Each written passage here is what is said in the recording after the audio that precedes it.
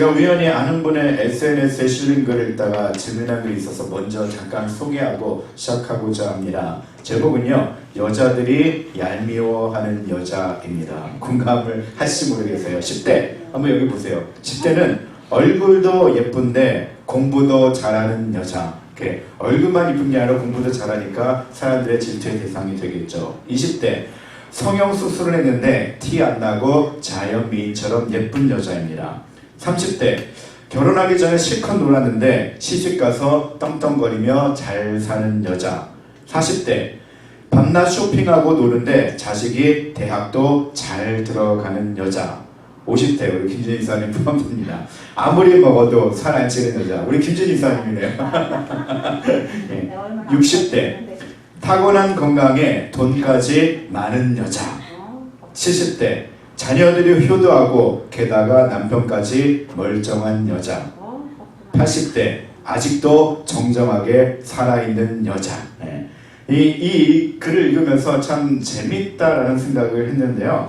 이 글을 읽으면서 사람들 마음속에는 누구나가 다 남들보다 조금 더 좋은 것을 갖고 싶어하는 그런 욕망이 있는 건 아닌가 생각을 해봅니다. 그리고 또 누구나가 다 행복한 삶을 살기를 원하는데 특별히 나이가 들면서 지금 관심을 갖는 게 뭡니까? 20대, 30대는 외모나 자녀들이지만 60대부터는 건강에 대한 이야기를 하잖아요. 그렇죠? 그래서 우리가 세상을 살아감에 있어서 많은 사람들이 건강을 최고의 덕목으로 살아가고 있다는 생각이 들게 됩니다. 그래서 현대인들이 먹고 살만해지자 어떤 바람이 불어납니까? 먹는 것에 대해서 또 건강에 대해서 웰빙 바람이 한참 전부터 일어났잖아요. 그 전에는 관심도 없고 또 좋아하지도 않았던 것들도 건강에 좋다는 보고와 함께 웰빙이라는 명목 아래 선전을 하게 되면 더 많이 사고 싶고 또 더 많이 하고 싶은 게 바로 현대인들의 특징입니다. 저희가 어렸을 때는 보리밥을 많이 먹어서 저는 보리밥만 보면은 지긋지긋한데요. 요즘은 건강 때문에 보리밥이 상당히 인기가 있기도 합니다. 이러한 웰빙 바람은 개인의 행복과 건강에 대한 최대한 관심을 가지는 현대인들에게 접목되어서 히트를 치고 있는 현대의 트렌드라고 할 수가 있습니다. 이렇게 우리가 자기 자신의 몸을 위해서 웰빙을 추구하고 있는 것처럼 우리가 하나님 안에서 우리가 그리스도의 몸이잖아요. 그렇죠? 내 자신이 그리고 또 우리 교회 공동체가 분명히 웰빙 운동을 벌여야 합니다. 우리 교회도 그리스도의 몸을 건강하게 하기 위해서 웰빙 운동을 해야 되는 거죠. 그래서 하나님을 기쁘시게 해드리고 또 우리 교회에 나오는 모든 성도님들을 행복한 마음으로 교회에 나오도록 우리가 그런 웰빙 운동을 지금부터 준비해야 합니다. 사람들의 건강한 음식을 찾는 것처럼 마찬가지로 성도도 건강한 성도가 하나님을 기쁘시게 해드릴 수 있고요. 교회도 건강한 교회가 하나님이 원하시는 일들을 감당할 수가 있습니다. 사도 바울은 그의 서신서를 통해서 예수 그리스도를 머리로 삼는 교회가 어떻게 이 세상에서 건강함을 유지할 수 있을까를 여러 군데에서 제시를 하고 있습니다. 오늘 본문이 그 중에 하나인데요. 먼저 1절 말씀 보면 그러므로라는 단어로 시작을 합니다. 여러분, 그러므로라는 단어는 접속사잖아요. 앞문장과 뒷문장을 연결하는 접속사입니다. 사도 바울은 본문 앞장인 11장 뒷부분에서 어떤 이야기를 하냐면 예전에는 이스라엘 백성에게만 구원이 선포되어졌는데 지금은 예수 그리스도의 십자가의 은혜로 말미암아 이방인인 우리들 너희들도 다 구원을 받았다라고 합니다. 그렇다면 너희가 구원받은 자로서 그냥 살아가는 것이 아니라 바로 하나님의 영광을 위해서 살아야 한다라고 권면을 하고 있습니다. 그러면서 12장에 넘어오면서 그러므로 라고 이야기합니다. 너희들은 하나님 앞에 구원을 선물로 받았으니 이제는 이러한 일을 하라라는 말씀이 이 12장에 나와 있는 거죠. 그렇다면 우리가 건강한 성도가 되고 우리 교회가 건강한 교회가 되기 위해 하나님이 주시는 명령은 무엇인지 한번 살펴보겠습니다. 1절 후반부에 보니까 이렇게 기록되어 있습니다. 우리 다 같이 읽어볼까요? 시작! 너희 몸을 하나님이 기뻐하시는 거룩한 산 제물로 드리라. 이는 너희가 드릴 영적 예배니라. 여러분, 하나님의 최대 관심은 어디에 있는 겁니까? 바로 우리의 삶 자체가 온전한 예배자의 삶이 되는 겁니다. 그런데 우리의 삶 전체가 온전한 예배의 삶이 되기 위해서는 먼저 중요한 게 뭐냐면 우리가 드리는 이 주일 예배 가운데 우리가 하나님 부어주시는 은혜를 경험해야 되는 겁니다. 이 주일 예배가 회복되어지지 않으면요 우리가 주중에 하나님 앞에 온전한 예배자로 살 수가 없기 때문에 그렇습니다. 오늘 본문을 보면 하나님 앞에 우리를 거룩한 산 제물로 드리라고 합니다. 영어로는 living sacrifice라는 단어를 사용하고 있는데요. 이 living이라는 단어는 굉장히 중요합니다. 그냥 sacrifice가 아니라 living, 살아있는 제물을 드리라는 얘기죠. 여러분 구약시대 때 이스라엘 백성들이 하나님 앞에 제사를 드리러 나올 때 갖고 와야 되는 게 있죠. 뭘 갖고 왔을까요? 짐승들을 갖고 왔잖아요. 그렇죠? 때로는 양, 때로는 염소, 때로는 비둘기를 가지고 왔습니다. 그들이 이 짐승을 가지고 올 때 꼭 지켜야 할 수칙이 있어요. 뭐냐면 죽은 짐승은 절대로 안 됩니다. 혹시 다리가 조금 부러진 것도 절대로 안 되고요. 또 뭔가 나쁜 흔적이 있으면 절대로 그 짐승들은 제물로 드릴 수가 없습니다. 바로 짐승들을 가지고 오되 어떤 짐승이요? 온전하고 흠이 없는 짐승을 가지고 와야 되는 겁니다. 하나님이 우리로 하여금 living sacrifice를 가지고 오라는 얘기는 바로 그런 의미입니다. 바로 우리에게 흠 없는 것들을 가지고 하나님 앞에 예배를 드리라는 얘기죠. 그런데 신약 성경에 와서는 우리는 더 이상 동물을 가져올 필요가 없어요. 그 이유가 뭘까요? 바로 예수 그리스도께서 친히 속죄물이 되어 주셨기 때문에 그렇습니다. 예수님께서 한번 죽으심으로 말미암아 이후에 하나님을 예배하는 모든 자들은 바로 희생제물이 필요가 없는 거죠. 하지만 하나님이 여전히 원하시는 것이 있습니다. 그것은 바로 뭐냐면 living worship인 거예요. 하나님 앞에 예배를 드리되 죽은 자의 예배가 아니라 산 자의 예배를 하나님이 원하신다는 얘기입니다. 그냥 죽은 자처럼 아무 의미 없는 그런 예배가 아니라 하나님 앞에 뭔가 좀 활기찬 예배, 생기발랄한 예배를 여전히 하나님이 원하신다는 얘기죠. 여러분 스포츠 경기 많이 보시나요? 여자분들은 그럴 기회가 별로 없지만 그래도 우리가 4년마다 열리는 월드컵은 아마 가족끼리 또는 교회 식구들이 가끔 보실 겁니다. 월드컵을 교인들과 함께 시청하다 보면은요 이런 소리를 자주 듣게 됩니다. 야! 저거 왜 저래? 아유 저 정도밖에 못해. 거기서 헤딩을 해야지 왜 발로 차서 노막 찬스를 놓쳐버려 하면서 우리 선수가 조금만 실수를 하면 이렇게 저렇게 평가를 하고 질책을 하죠. 그래서 그 게임에서 지면 이 선수 저 선수 다 욕하면서 차라리 내가 나가는 게 낫겠다라는 이야기를 가끔씩 합니다. 여러분 우리는 말로는 내가 완전 프로급이며 최고의 선수같이 말을 하죠. 여러분 하지만 막상 경기장에서 경기를 하는 선수들을 보시기 바랍니다. 여러분 그들은요 그 한 번의 경기를 위해서 얼마나 많은 시간을 투자하며 땀을 흘렸는지 모릅니다. 우리가 예배를 드릴 때도 마찬가지예요. 관람객 입장에서 예배를 드리면요 그렇게 축구를 보면서 판단하는 것처럼 왜 저 정도밖에 하지 못할까 하면서 모든 게 다 판단거리가 됩니다. 찬양을 인도하는 사람, 또 예배 때 말씀을 선포하는 사람, 또 성가대 지휘자, 또 성가대원들 왜 저 정도밖에 못할까 하며 우리가 판단할 수밖에 없어요. 왜? 우리는 항상 관람자이기 때문에 우리는 너무나도 많은 것들을 봐왔어요. 그렇기 때문에 뭐가 좋고 뭐가 나쁜지 잘 압니다. 그런데 예배자는요 그런 관람자가 되어서는 절대 되지 않는다는 얘기입니다. 바로 하나님은 우리가 예배를 드릴 때 선수들이 열심히 준비해서 경기를 뛰는 것처럼 참여의 예배자가 되기를 원하시는 겁니다. 그것이 바로 리빙 워십이다라는 얘기죠. 내가 하나님 앞에 집중을 하는 겁니다. 설교가 어떻든 찬양이 어떻든 내가 어떤 찬양을 부르더라도 내가 모르는 찬양을 부르더라도 그 가사를 생각하면서 하나님 앞에 집중을 하는 겁니다. 또 하나님의 말씀을 선포하실 때 사람을 통해서 선포하시지만 그 말씀이 하나님 자신이 나에게 주시는 말씀이라는 것을 믿고 그 말씀에 집중할 때 바로서 우리가 하나님 앞에 올바른 예배를 드리게 되는 거죠. 여러분 관람객이 되어 판단만 하면요 우리는 절대로 예배 시간에 은혜를 받지 못합니다. 그렇게 주일에 한번 예배드리는 그 시간에 관중석에 앉아있는 관람자의 자세로 임하면 우리의 영은 점점 병이 들어서 우리는 결코 건강한 성도가 될 수가 없습니다. 여러분, 그래서 우리는 하나님 앞에 예배드리는 그 시간을 위해서 미리 항상 준비를 해야 됩니다. 그리고 예배드리는 그 순간에는요, 아무 생각도 하지 않고 오직 하나님께로만 집중을 해야 합니다. 그리고 예배드리는 그 순간만큼은 일주일 동안 빼앗겼던 모든 시선들을 다 모아서 오직 하나님께로만 올려드려야 하는 거죠. 그럴 때 그 예배가 마음에 와닿게 되고요, 또 하나님의 은혜를 체험하는 역동적인 예배가 될 수가 있습니다.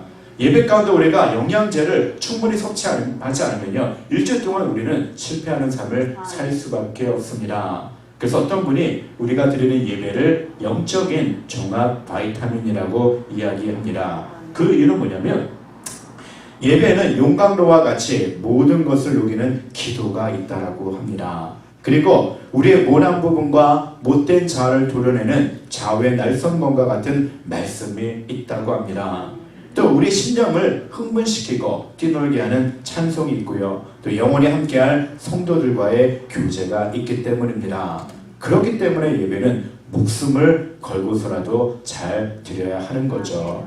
저도 이렇게 바이타민을 잘 섭취를 안 했는데, 저도 이제 조금씩 나이가 들면서 비타민을 섭취할 때와 비타민을 섭취하지 않을 때의 컨디션이 많이 다르더라고요. 근데 우리가 예배 때 그 비타민을 섭취해야 되는 겁니다. 그래야지 일주일 동안 영적으로 건강한 삶을 살게 되는 거죠. 여러분, 주변에 부흥하는 교회들 한번 살펴보세요. 부흥하는 교회들의 공통적인 특징들이 있습니다. 어떤 특징이 있냐면 바로 예배가 뜨겁다는 얘기예요. 요즘에 이 교회가 부흥합니다 하고 그 교회를 방문하면요, 야, 정말 예배가 그렇게 뜨거울 수가 없어요. 찬양을 부를 때 사람들이 다 이렇게 손을 들며 찬양하고 목소리를 높이면서 찬양을 합니다. 또 말씀을 들을 때는요, 여기저기서 아멘 아멘 화답하는 소리가 많이 들립니다.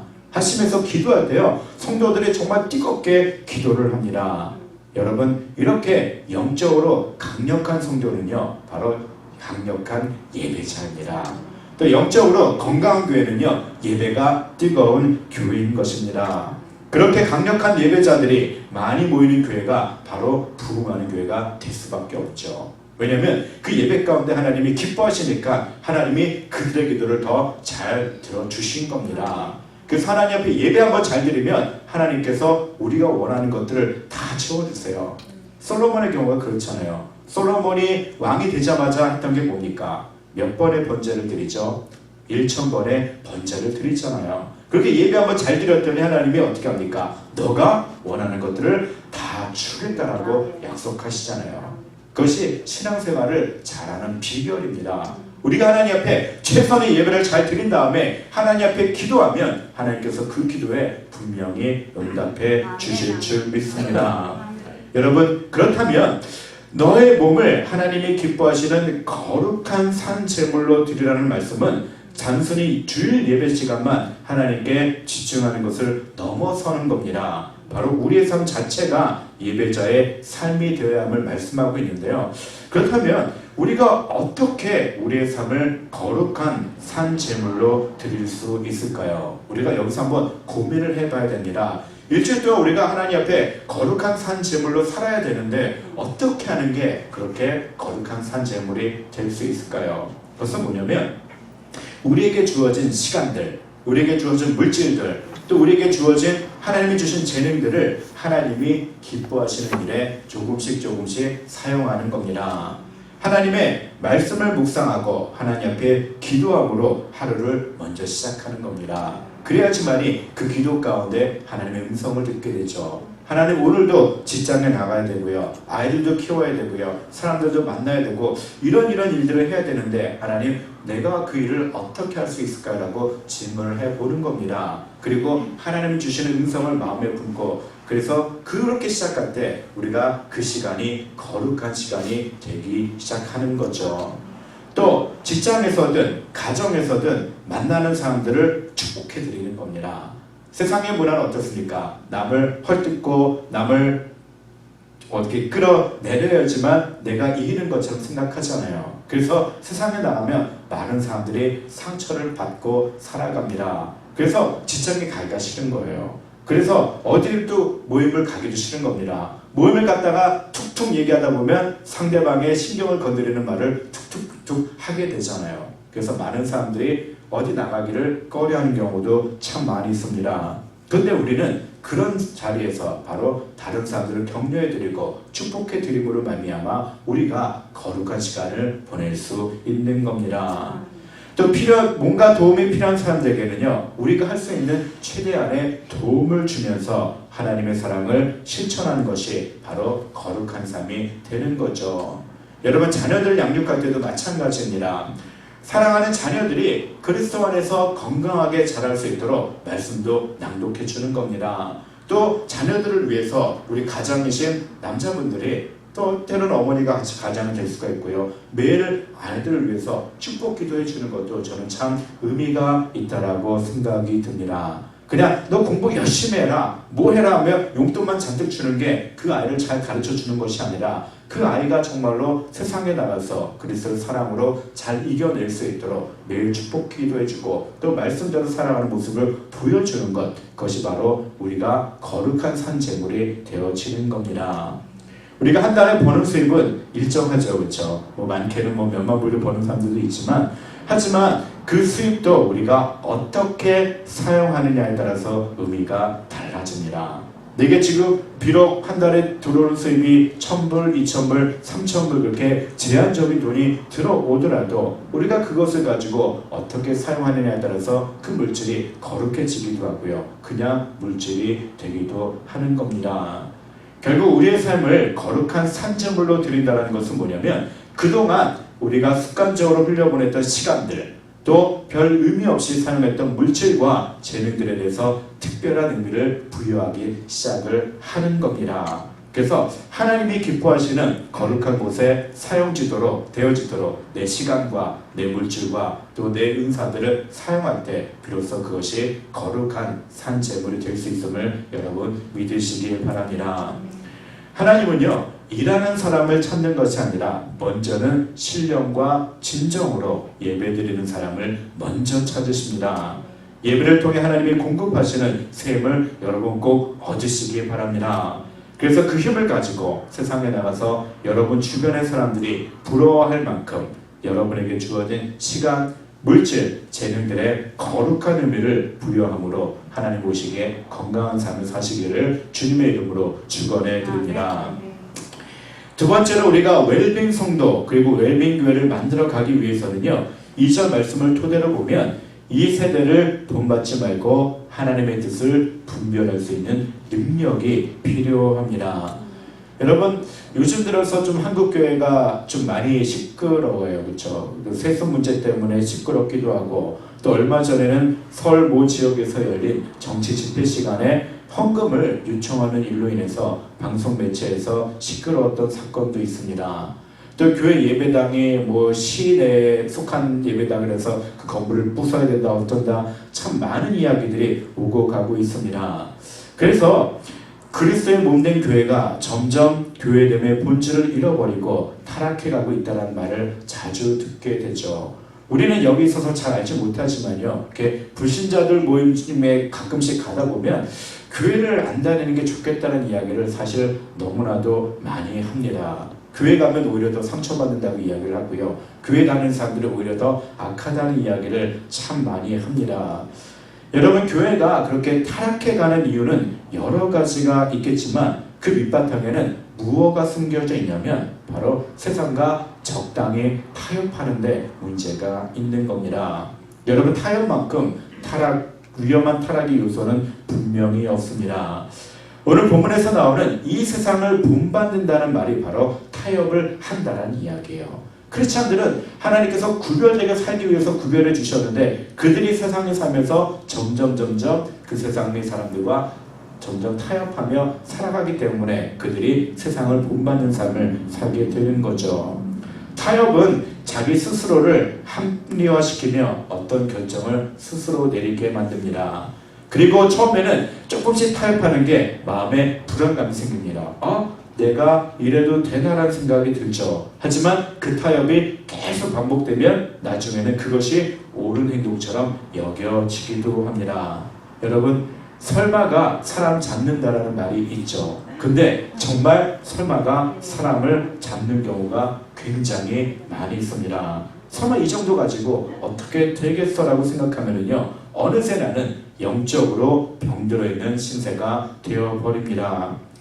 이스라엘 백성들이 하나님의 약속하신 땅 가나안에 들어갔을 때 그 가나안에 있는 모든 우상들을 다 쫓아내지 못했어요. 그리고 그 상태로 그냥 가나안 땅에 들어가게 되었습니다. 그 얼마 남지 않은 땅이 무슨 문제가 있을까 설마라고 생각을 했는데요. 결국은 그 내버려진 우상들이 그들의 삶을 완전히 장악해버립니다. 그래서 그 이후로부터는요, 여호수아 이후로부터는 모든 사람들이 다 하나님을 믿는 것이 아니라 우상을 섬기는 그런 무서운 일이 벌어지게 된 겁니다. 우리 안에도 적당히 하면 되겠지라는 타협하는 마음이요, 우리의 영을 병들어버리게 만듭니다. 어떤 해외 선교지에서는 라이스 크리스찬이라는 말이 유행을 했었습니다. 이는 뭐냐면 쌀만 주면 믿겠다는 얘기예요. 우리가 처음에 선교를 갈 때 그렇게 선교하잖아요. 처음부터 예수 믿으세요 하면 하나님이 예수를 안 믿잖아요. 그래서 그들에게 쌀도 주고 먹을 것도 주고 우물도 파주고 필요한 부분들을 계속 채워줍니다. 그런데 계속 그것만을 채워주다 보니까 그들이 그것을 이용하는 경우가 많이 있죠. 그래서 라이스 크리스찬이라고 합니다. 교회 오니까 군대 갈 때 초코파이 주잖아요. 그래서 군대에 많은 장병들이 와요. 근데 그들은 예배 시간에 다 쿨쿨 잡니다. 다만 그 초코파이 하나 먹기 위해서 군대를 나오죠. 그런데요, 우리의 모습이 그럴 때가 가끔씩 있습니다. 우리도 우리의 필요만을 쫓다 보면 우리 역시 라이스 크리스찬에 불과합니다. 야, 교회 나오면 내 자녀가 잘 될까? 내가 요즘 이런 문제가 있는데 교회 나와서 기도해야지. 그러고 하나님께서 그 문제를 해결해 주시면 언제 그러냐는 듯이 또 교회를 나오지 못하는 경우가 많이 있죠. 여러분, 값비싼 대가를 바라면서 희생하지 않는 것은 모순입니다. 무엇이든지 누구든지 처음부터 잘 되는 사람은 절대로 없어요. 기반부터 차근차근 밟아갈 때 하나님이 사업체도 성공시켜 주시고요, 교회도 그렇게 부흥이 되는 겁니다. 성도도요, 처음부터 장로님급의 그렇게 위대한 신앙을 갖는 분들은 없어요. 바로 처음부터 말씀 안에서 잘 양육받고 훈련받을 때 그 믿음이 점점점 장성해지는 겁니다. 그런데 그렇게 하기 위해서는요, 뭐가 필요하냐면 바로 희생이 필요한 겁니다.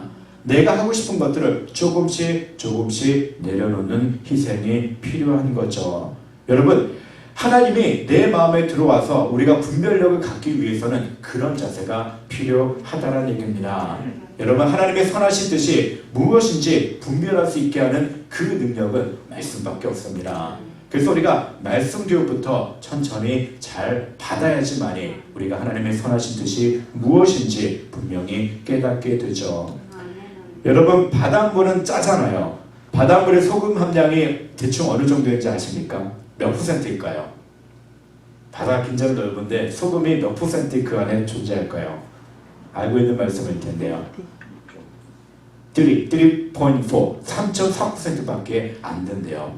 바다에 들어가 있는 소금이 3.4%입니다. 생각보다 굉장히 작은 양이죠. 그런데 그 작은 양의 소금이 바닷물을 짜게 만듭니다. 근데 바닷물이 짜다는 그 자체는 별로 큰 의미가 없어요. 근데 바닷물이 짠 이유가 뭘까요?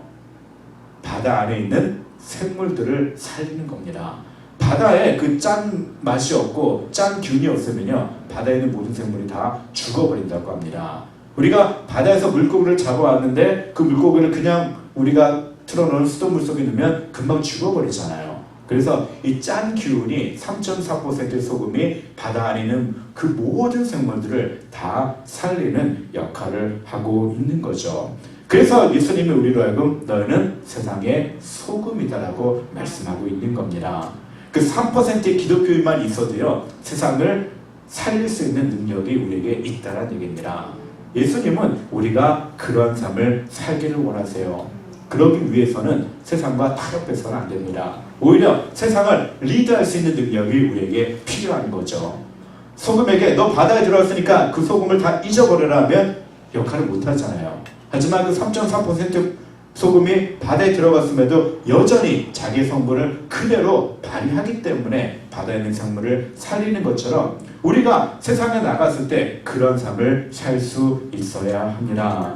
여러분, 그러기 위해서 날마다 말씀을 묵상하십시오. 그래서 하루를 시작할 때 말씀으로 시작을 하는 겁니다. 그 말씀을 통해서 하나님의 뜻을 발견할 수 있게 되는 거죠. 또 그 하나님의 뜻, 하나님의 생각이 더 날카롭게 하기 위해서는 기도가 필요합니다. 말씀을 듣고 기도할 때 그것이 능력으로 우리 삶에 나타나고 있기 때문에 그렇습니다. 여러분, 그 분별력을 키울 수 있게 예배 시간을 절대 빼앗기지 마시고 말씀을 묵상하는 시간, 기도하는 시간을 여러분 결코 빼앗기지 마시기 바랍니다. 여러분, 이번 한 번 정도는 하나님도 이해해 주시겠지라며 스스로 안위해서는 안 됩니다. 그 순간부터 우리는 그리스도의 능력을 조금씩 잃어버리게 됩니다. 그 부분을 통해 사탄에 의해서 계속 공격을 받게 되죠. 여러분, 우리 로고스 라이프 교회 성도님들은 설마 하는 그런 적당한 타협을 합하셨으면 좋겠습니다. 하나님이 말씀을 주셨으면 그냥 한번 그대로 순종해 보는 겁니다. 그대로 한번 하기를 결단해 보는 겁니다. 그럴 때 우리가 점점 건강한 성도가 될 수 있고요. 이 세상에서 건강한 삶을 살 수 있게 됩니다. 마지막으로 건강한 성도, 또 웰빙 교회가 되기 위해서 필요한 것은 뭐냐면 여기에 있는 모든 분들이 하나님이 주신 은사대로 모든 역할을 감당하는 겁니다. 본문 3절에서 8절까지가 바로 그 내용을 담고 있어요. 그 예언을 하는 자는 믿음의 분수대로, 또 가르치는 자는 가르치는 일로, 또 섬기는 자는 섬기는 일로 자기 일을 열심히 하라고 권면하고 있습니다. 여러분, 하나님은 그래서 우리를 하여금 그리스도의 몸이다라고 표현하고 있는 거예요. 몸은 모든 기능들이 다 자기 역할을 해줘야지만이 건강해지잖아요. 그렇죠? 눈 하나만 안 보여도 굉장히 불편합니다. 또 모든 지체가 건강하지만 손가락 하나만 아파도 온 신경이 다 이 손가락 하나에 들어가고 있는 거죠. 그런 것처럼 하나님은요, 하나님을 믿는 모든 성도들, 교회가 바로 그리스도의 몸이다라고 합니다. 그 이야기는 그 몸에 속한 한 사람 한 사람이 자기 역할을 건강하게 해야지만이 바로 건강한 삶을 유지하고 세상을 변화시킬 수 있다라고 말씀하고 있습니다. 여러분, 교회가 점점 사이즈가 커져가면서 문제가 된 게 뭐냐면 모든 사역이 다 누구에게로 왔다고요? 목회자에게 집중되어 있기 때문에 사회가 변화되지 않는 겁니다. 왜냐하면 그 건강하지 않잖아요. 그렇죠? 한 사람이 모든 것을 주도적으로 끌고 가면요, 나머지 사람들은 그냥 쫓아가는 사람들에 불과합니다. 분명 자기가 해야 될 기능들이 있는데 그 기능들을 통신도들이 하지 못하기 때문에 문제가 되는 거죠. 저희 교회는요, 지금부터 그렇게 시작을 했으면 좋겠습니다. 그냥 주일에 나와서 한번 예배드리고 끝나는 것이 아니라 그 각자 자기에게 주신 그 은사들을 마음껏 활용하는 그런 교회가 되길 소망합니다. 내년에는 우리가 그렇게 계획을 세울 거예요. 교회의 존재는 바로 어떤 거냐면 세상을 구원하는 존재입니다.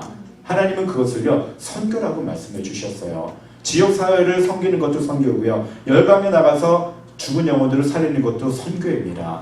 교회는 딱 한 가지, 그 일을 위해서 하나님이 불러주셨다는 얘기죠.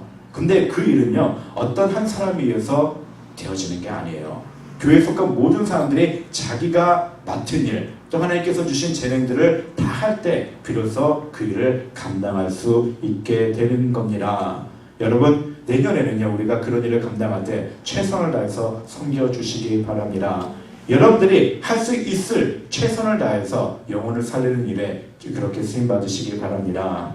근데 은사들을 사용함에 있어서 분명한 조건이 있는데 8절 말씀을 토대로 보면 그것이 뭐냐면 성실함과 부지런함과 즐거움입니다. 이 세 가지 요소가 분명히 필요합니다. 그냥 조금 했다가 내 기분에 안 맞으면 팍 그만두고 이런 것이 아니라 꾸준하게 은사를 활용하는 겁니다. 그리고 부지런하는 겁니다. 그냥 조금 난 쉬고 싶어 하는 게 아니라 열심히 부지런히 일을 하는 거죠. 가장 중요한 것은 즐겁게 일하는 겁니다. 여러분, 노력하는 사람보다 더 뛰어난 사람이 누구냐고요? 즐겁게 공부하는 친구가 공부를 더 잘하잖아요. 하나님의 일도 마찬가지입니다. 여러분, 즐겁게 주님께서 맡겨주신 그 사역들을 감당하시기 바랍니다. 예수님께서 이 땅에 오셔서 모든 사람들 다 이해해 주셨어요. 모든 사람들 다 용서해 주셨습니다. 하지만 예수님이 용서하지 않는 사람들이 있어요. 바로 바리새인처럼 외식하는 사람들이었습니다. 겉모양은 그럴싸하게 포장해 놓았지만 속사람이 변하지 않는 그런 사람들을 예수님이 경멸하셨어요. 그렇기 때문에 그들을 향해서 독사의 자식들이라고 하면서 그들을 질책했던 겁니다. 여러분, 하나님이 우리에게 그걸 원하세요. 그냥 겉모습은 신앙인인 것 같은데 막상 그 안에 들어가면 그냥 쓰레기로 가득 차 있다면 예수님이 경멸하실 겁니다.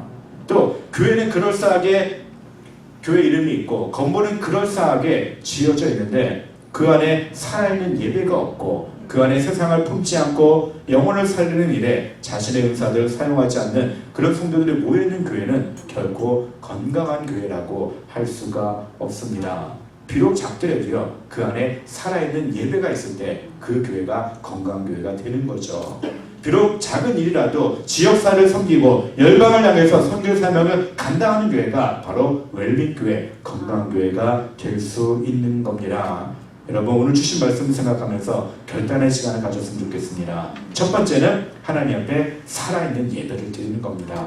죽은 자의 예배가 아니라 참여자의 예배가 관람자의 예배가 아니라 내가 직접 하나님을 만나기 위한 그런 열정적인 예배를 하나님 앞에 드리기를 결단하시기 바랍니다.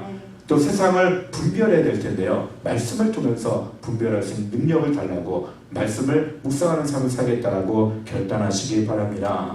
또 주중에 우리가 거룩한 산 제물로 삶을 살아야 될 텐데 하나님, 이번 한 주간도 나에게 굉장히 많은 시간을 주셨습니다. 또 나에게 굉장히 많은 물질을 주셨습니다. 또 나에게 이런저런 건강을 주셨고 은사들을 주셨는데 이것을 내가 하나님이 기뻐하시는 일에 사용하겠습니다라고 여러분 결단하시기 바랍니다. 그리고 내게 주신 그 은사를 가지고 어려운 사람들을 도와주고 또 힘든 사람들에게 하나님의 사랑을 나눌 수 있는 그런 삶을 살겠다라고 여러분 이 시간에 결단의 기도를 드리시기 바랍니다. 결단의 찬양을 하지 않겠습니다. 하나님 앞에 우리 이 시간 기도할 텐데 그 세 가지 기도점을 놓고 우리 다 같이 하나님 앞에 기도하겠습니다.